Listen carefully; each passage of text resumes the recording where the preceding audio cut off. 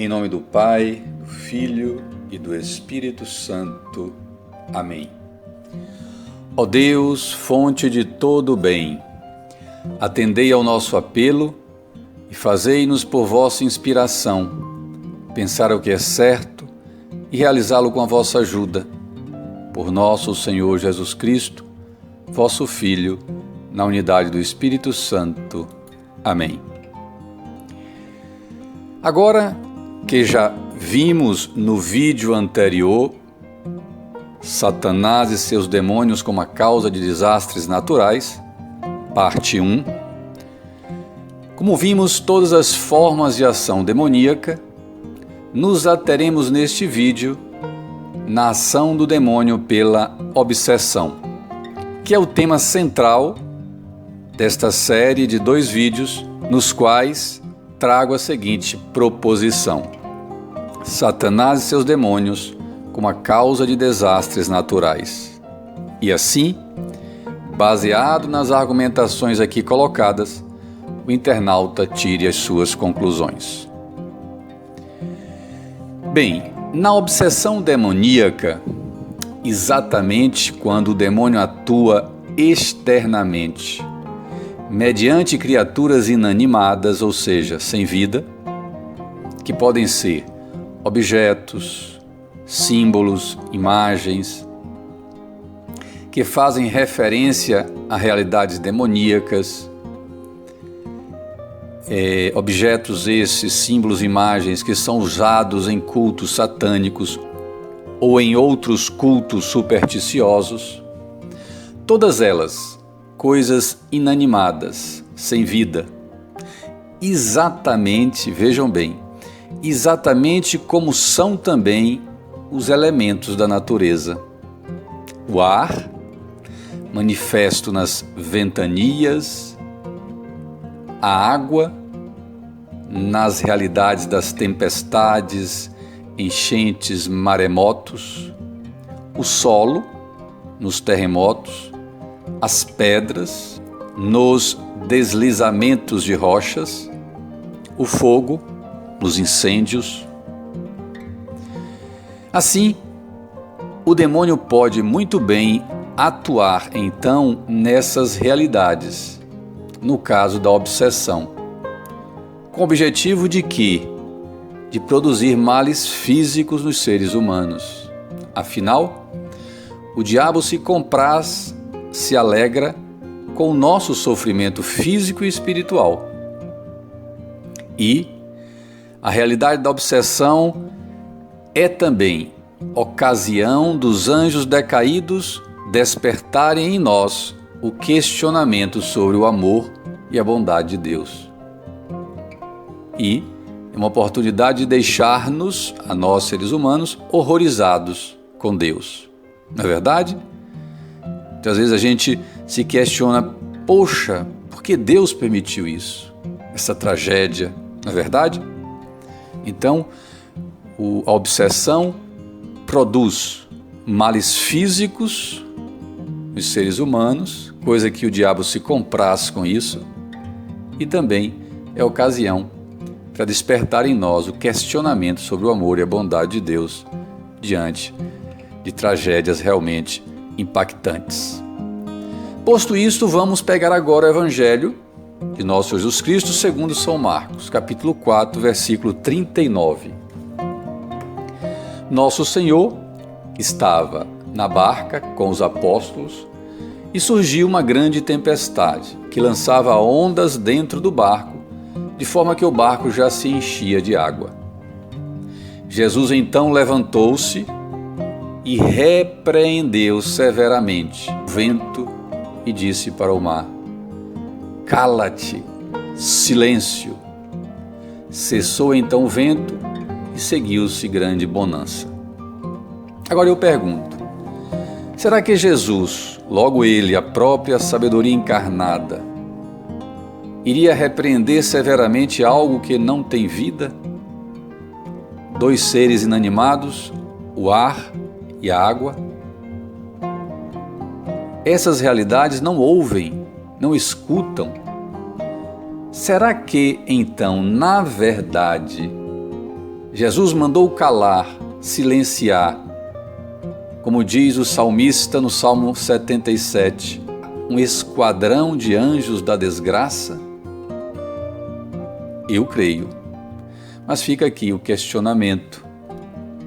Outra coisa, olhe a semelhança, o paralelo deste trecho que acabamos de ler, Marcos 4:39, da tempestade no barco, e este outro trecho que veremos agora do homem na sinagoga, possuído por um demônio, em Marcos capítulo 1, versículos 23 a 26.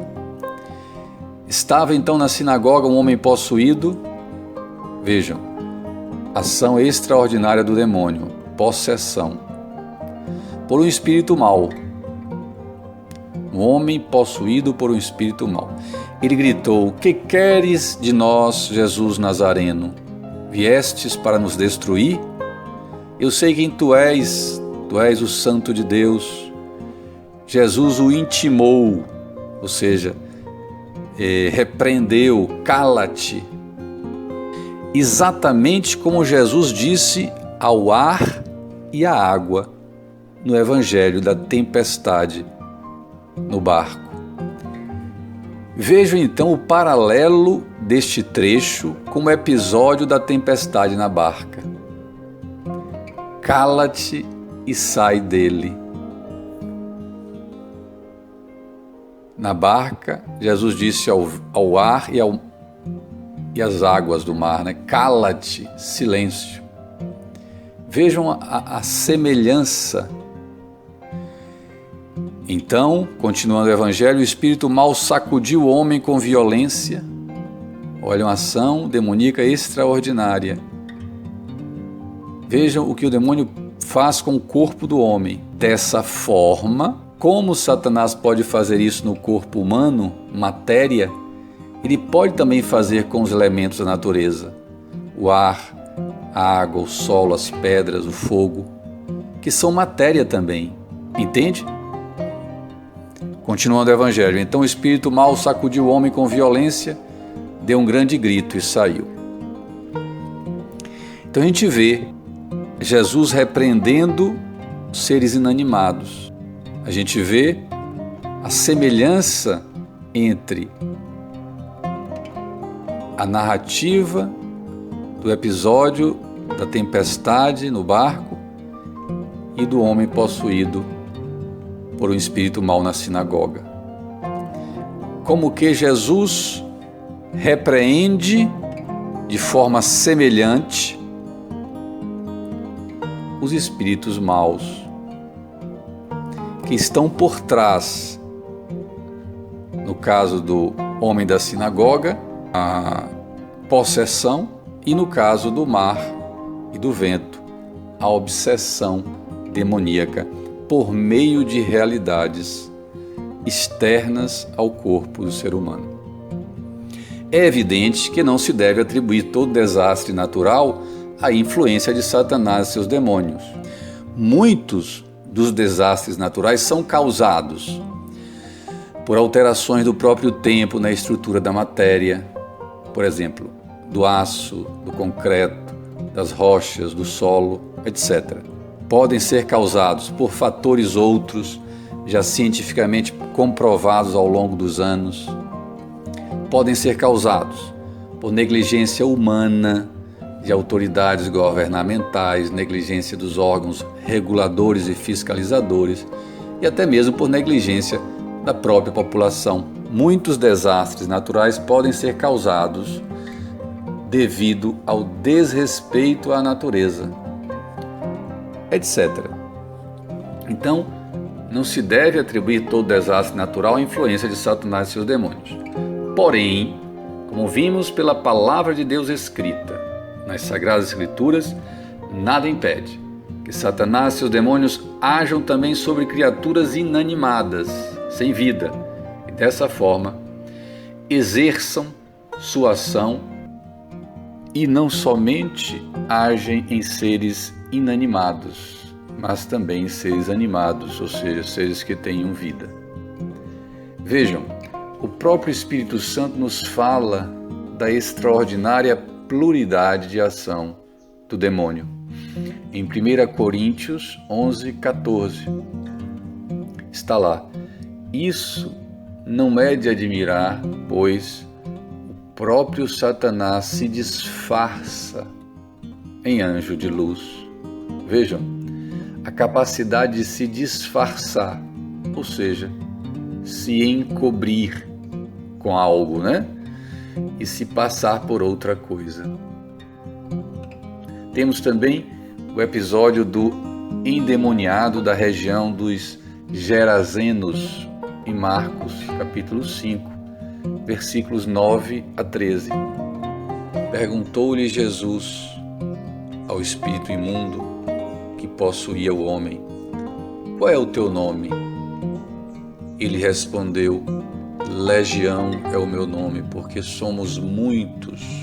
Olhem, lembram do Salmo 77, que comentamos no primeiro vídeo? Um esquadrão de anjos da desgraça. Somos muitos. E os espíritos imundos pediam-lhe a Jesus com instância, ou seja, com urgência, que não os lançasse fora daquela região. Ora, uma grande manada de porcos andava passando ali junto do monte, e os espíritos suplicavam-lhe a Jesus: manda-nos para os porcos para entrarmos neles. Vejam, outro exemplo claro de obsessão demoníaca, a infestação demoníaca, a ação extraordinária do demônio em seres animados. Jesus lhos permitiu. Aqui está um grande mistério: a permissão divina da ação demoníaca no mundo. Embora possa parecer sem sentido, mas Satanás e seus demônios têm uma participação na nossa santificação. Sim, é importante que saibamos disso. A tentação faz parte do modo pelo qual nós, seres humanos, iremos nos santificar. Continuando então o Evangelho, então os espíritos imundos, tendo saído do homem, entraram nos porcos. Mas temos também a Sagrada Tradição, que nos demonstra vários relatos da ação demoníaca. Por exemplo, o Padre Pio enfrentou duros combates, às vezes corpo a corpo, com o demônio. As ciladas eram multiformes para com o Padre Pio, como aparecer em forma de mulher para tentar o Padre Pio contra a pureza, a agressão física para enfraquecer o Padre Pio no seu corpo.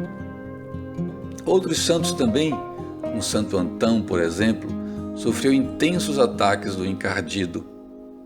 O santo Curadares era também assediado com frequência pelo espírito sujo, chegando ao extremo de sua cama arder em chamas. Então, a ação ordinária do diabo é a tentação. A obsessão e a possessão, elas só acontecem com especial permissão de Deus. Portanto, habitualmente, o diabo não tem poder para nos agredir no corpo. Mas por que então Deus permitiria o demônio ferir seus filhos? Lógico que não podemos compreender totalmente os mistérios divinos, mas estes casos em que Deus permite o demônio ferir seus filhos só acontecem com almas especiais, os santos.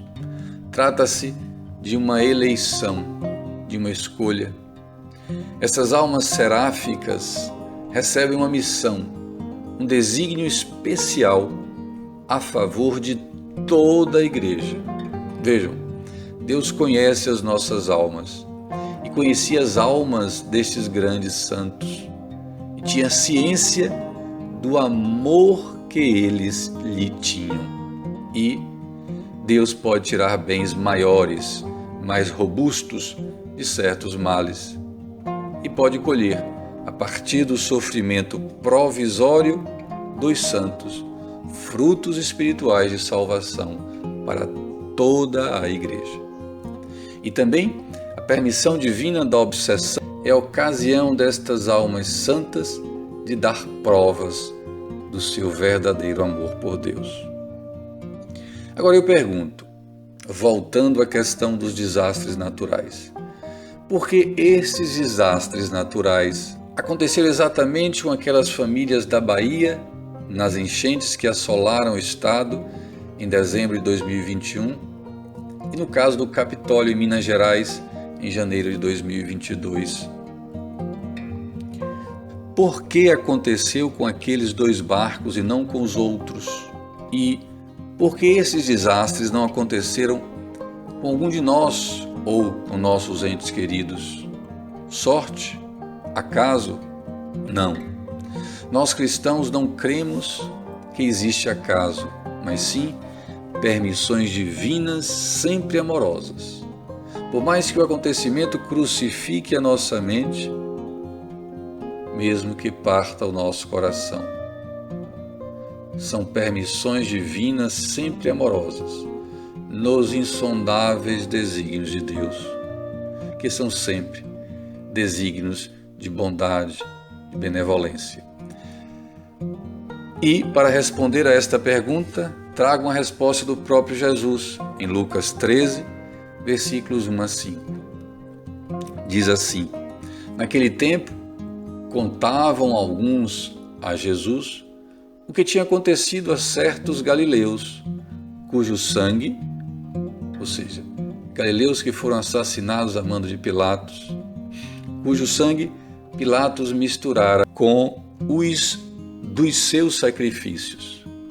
Jesus tomou a palavra e lhes perguntou: pensais que esses galileus eram mais pecadores do que todos os outros galileus por terem sido tratados desse modo? Vos digo que não.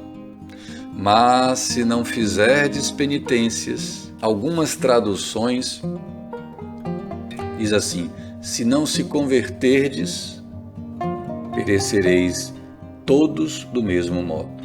Jesus continua: assim como aqueles 18 homens sobre os quais caiu a torre de Siloé e os matou, eles eram mais culpados do que todos os demais habitantes de Jerusalém?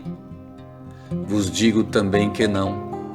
Mas se não fizerdes penitências, ou seja, se não se converterdes, perecereis todos do mesmo modo. Tá aí, gente, o caminho: conversão e penitência.